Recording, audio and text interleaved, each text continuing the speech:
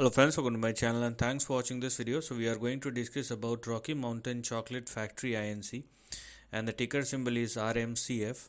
Now this is the price chart and the positioning of this stock is very interesting because you can expect a potential upside over here.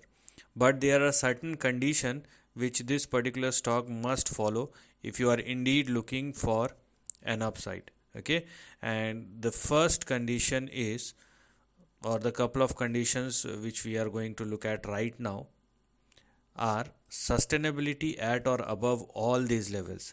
You have your very near term support at 2.58, then we have our next support at 2.34, and then we have our stop loss at $2 on the downside.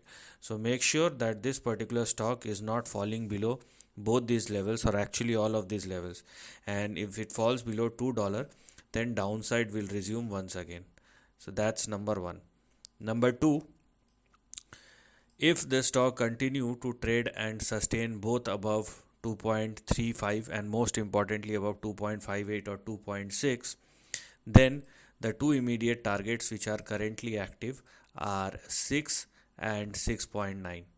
And if in case the stock even surpasses 6.9, then you will see a full-fledged recovery, and the levels which will become active beyond 6.95 are 10.5, then we have 15.9, and the stock can even expand or extend up to its previous highs of 2005, which is $25.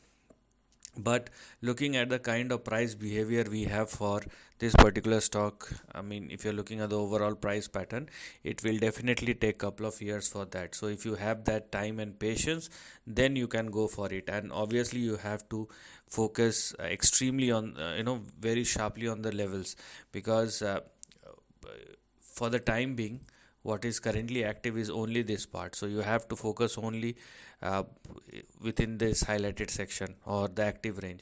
Only after 6.95 you can go for any extension, but it will take time. So this is the end of the video. Thanks for watching.